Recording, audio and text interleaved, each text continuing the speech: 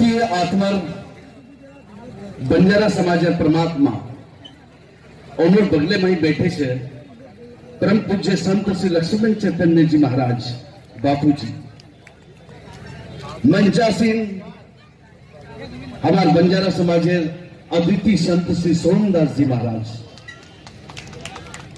कोमल चैतन्य जी महाराज और मार बंजारा युवा संघेरे मार नन्हे मुन्ने सब बैठा है। और वयो वृद्ध पिता समान मार युवा साथी, मार भाई लोग, मार बेटी हैं, मार माँ हैं और मार बहन हैं। भाई राम प्रवास समाचार बारे में तो टिप्पणी कर दिले, साथे में गणेश भाई भी टिप्पणी करते हो, बराबर तो दो ही कर लेते और सब जानकारी दे दिले। कहा कि वो मार रास्ता मोकड़ कर देने की बातों को बाद में कटना ही नहीं हो और मैं ज्यादा नहीं बोलूंगा। पर कहते हैं कि समाज पर जब जब आफत आई है, धर्म को लेकर किसी संत का जन्म हुआ है, मार्गदर्शक का जन्म हुआ है और किसी वीर बेटे का जन्म हुआ है कि तुम निकले इस देश के खातिर बस इतना सम्मान हो, एक बार इस राह पे मरना 100 जन्मों के समान हो। एक सेवालाल इस दुनिया से अलविदा करता है, परमात्मा तुमने आत्मा परिणित है, परंतु आज भी आज हमारे बीच में संत सेवालाल महाराज जिंदा आत्मा स्वरूप है। कौन कहता है कि समाज के लिए किसी का चिंतन नहीं है? यहां पर जितने भी बैठे हैं सबके अंतःकरण में चिंतन लगा हुआ है। परास से पहले 17वीं शताब्दी में देख लो, हमारे भारतवर्ष के अंदर, नए विश्व के अंदर हमारे बंजारा समाज की क्या दुर्गति की है इन जयचंदधारी लोगों ने।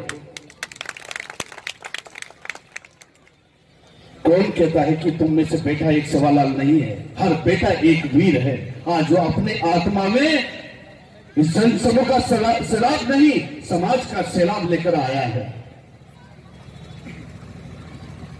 एक छोटी सी कहानी से सब प्रारंभ करूंगा मैं। 2 बातें। एक पागल राजा था, आए दिन नृत्य प्रतियोगिता का कार्यक्रम करते रहता था। वो राजा ने एक दिन एक संदेश निकाल दिया,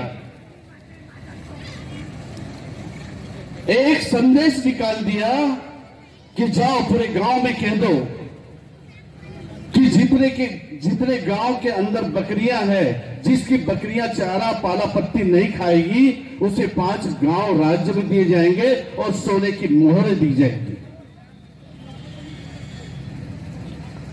राजा का संदेश पूरे गांव नगर निवासियों को संदेश पहुंचा दिया गया। एक दिन निश्चित किया गया, सब गांव के लोग अपनी अपनी बकरियों को लेकर आए राजा के दरबार में। राजा ने हर आदमी को बुलाकर उसकी बकरी को पत्तियों के ऊपर भेजा, पर बकरी की जात वो तो हरी भरी पत्ती देखकर लपक गई। कई लोग जो है काजू बादाम किशमिश और अवलेह खिलाते थे बकरियों को, पर हरी पत्ती देखकर लालच कर उस पत्तियों के ढेर पर जाकर वो फिर चरने लग गए। राजा ने कहा जाओ इनको जेल में डाल दो। पर उसी गांव में एक बूढ़ा था, वो बूढ़ा भी धीरे धीरे धीरे धीरे बकरी को लेकर राजा के दरबार में हाजिर हुआ। राजा के दरबार में हाजिर हुआ। राजा ने कहा कि बूढ़े बाबा तुम भी अपनी बकरी को जो है पत्ती के ढेर पर छोड़ो, अगर इसने पत्तियां खा ली तो तुम्हें भी जेल में डाल दिया जाएगा। बूढ़े ने कहा कि राजा उम्र तो हो ही गई है, उम्र तो हो ही गई है, अब जेल से क्या डर। मेरे युवा साथी और यहाँ पर जितने भी बंजारा समाज के लोग विद्यमान हैं वो ये बात को गहराई से ले, अंतःकरण से ले, आत्मा से सुने, दिमाग से सुने। कैसे कितने राजा होंगे जो न जाने कितने प्रकार की प्रतियोगिता का आयोजन करवाते रहेंगे और हमारे आज देश की धरोहर को जेल में डालते रहेंगे, उनकी मानसिकता को जेल में डालते रहेंगे। उस बूढ़े ने बकरी को छोड़ा, बकरी ढेर पे गई, परंतु क्या, बकरी ने तो पत्ती को खाना तो खाना, सूंघना भी बेहतर नहीं समझा। राजा घबराया। राजा ने अपने वचन के अनुसार 5 गांव राज्य में उस बूढ़े को दिया और सोने की मोहरें दी। परंतु राजा के मन में एक विचार आ गया कि आखिर ये हुआ कैसे। उस बूढ़े से राजा ने पूछा कि भाई बूढ़े दादा, ये सब लोगों की बकरियों ने पत्तियां खा ली, पर तुम्हारी बकरी ने पत्तियां क्यों नहीं खाई, क्या कारण थी?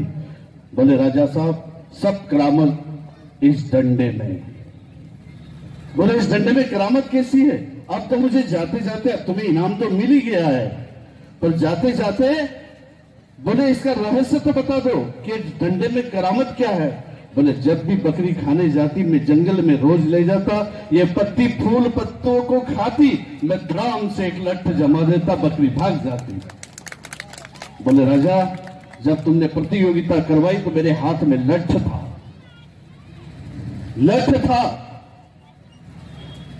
बकरी पाले पत्तियों के ढेर को नहीं देख रही थी, केवल मेरे लठ को देख रही थी कि ऐसा नहीं।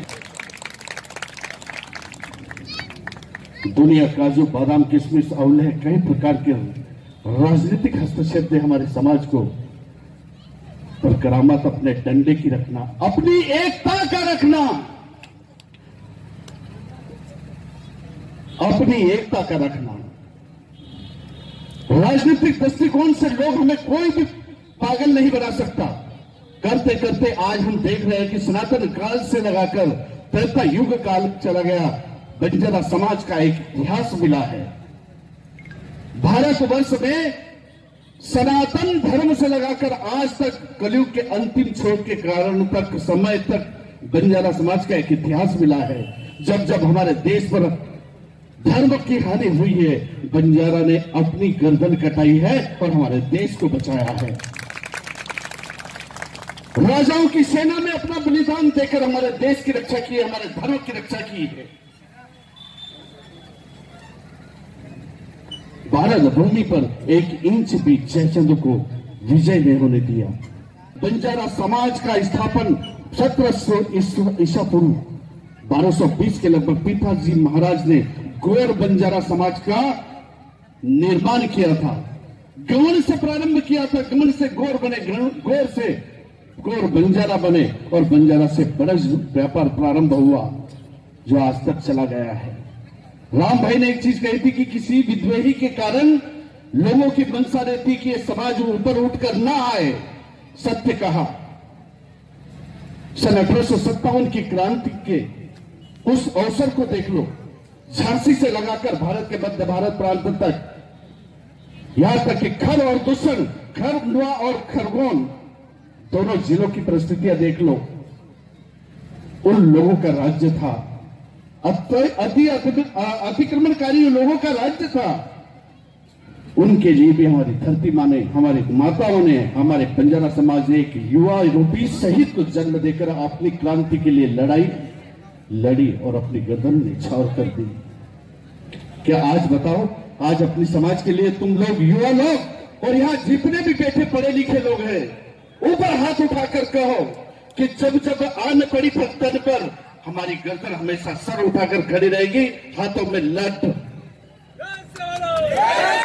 हाथों में लठ, सर पे पगड़ी कि बंजारा रे बंजारा, मारो देशेरो भारत देशेरो गौर बंजारा।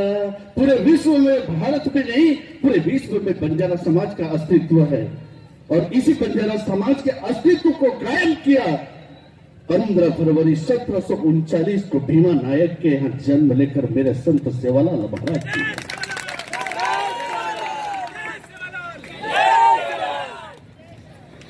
कहते हैं कि 13 सदस्यीय दल प्रारंभ करके युवाओं का एक वर्ग तैयार किया, जिनको नाम दिया गया 52 भैरव 64 जोगड़ी रुद्र अवतार, जिन्होंने समाज के उत्थान के लिए काम किया। 1700 शताब्दी में निजाम ने जब इन सारे नाकेबंदी करके हमारे बंजारा समाज के व्यापार को ध्वस्त करने का सूचना भेजी कि आकर यहां समझौता कर लो। सेवालाल ने समझौता नहीं किया, केवल समाज के लिए समझौता नहीं किया कि मेरा समझौता ही मेरे समाज का अपमान है। तो तुम में से कौन चाहता है कि मेरे समाज का अपमान हो? एक व्यक्ति लालच देकर हमारे निजी जीवन को हस्तक्षेप कर हमारे ऊपर राजनीतिक मोहरा बनाकर हमें लालच देकर हमारे अधिकारों से वंचित करता है। ऐसे जयचंद को क्या तुम आने दोगे? बोलो जय सेवालाल महाराज की। अगर आपको अपने समाज को जिंदा रखना है तो आपके अंतकरण में हर आदमी को सेवालाल बनना पड़ेगा। उन्होंने अपने जीवन को कहते हैं कि मां जगदंबा के आशीर्वाद